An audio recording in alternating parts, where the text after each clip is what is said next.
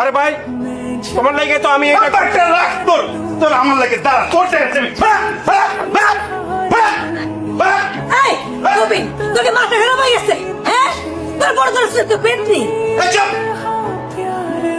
মাথা আমার খারাপ হয় নাই আমার বউরে আমি দেখবো না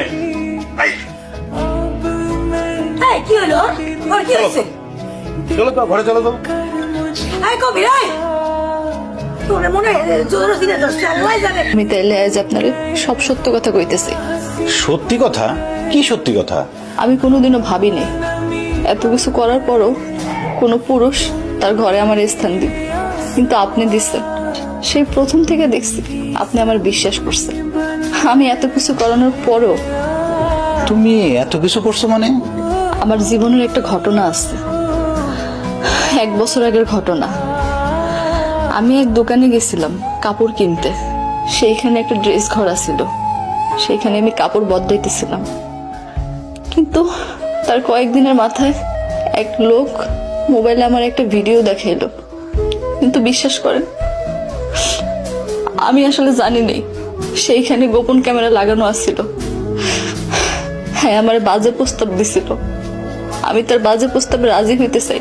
হ্যাঁ, আমার কইলো যে এই গোপন ভিডিও হ্যাঁ ভাইরাল করে দিব। আমি সেই লজ্জার কথা কাউরে কইতে পাইনি। আমি অনেক চেষ্টা করছিলাম গলায় রশি দিয়ে মরে যেতে, কিন্তু পারিনি। তার কয়েকদিনের মাথায় শুনলাম সেই পোলা বিদেশ চলে গেছে। এরপর থেকে সেই পোলা আমার আর জ্বালায় নেই। কিন্তু কিন্তু কিন্তু কি? বিয়ের 2 দিন পর সেই পোলা দেশে ফিরে আসছে। সে আমার ফোনে থ্রেট দিল সে নাকি আমার বিয়ে করতে চায়। কিন্তু আমি তারে কইলাম আমার তো বিয়ে হয়ে গেছে, আমি তারে বিয়ে করবো কেমনে? সে আমারে কইলো আমি যদি তার এই কথা না শুনি তাহলে সে আমার এই ভিডিও ভাইরাল করে দিব। আমি কইছি যে আমার তো বিয়ে হয়ে গেছে, আমি আপনার বিয়ে করবো কেমনে? কিন্তু সে আমারে তখন পেতনি সাজনের বুদ্ধি দেয়। আর সে দূর থেকে যা কয় আমি তাই করি। আমি পেতনি জানলে আপনি আমারে তালাক দিবেন, আর তখন সে আমারে বিয়ে করবে। তার মানে তুমি এতদিন যা করছো সবই অভিনয়? সব অভিনয়। আমি আসলে পেতনি না, আমি রক্তে মাংসে করা মানুষ। তুমি কি জানো মীরা, আমার চাচা পুলিশের বড় অফিসার।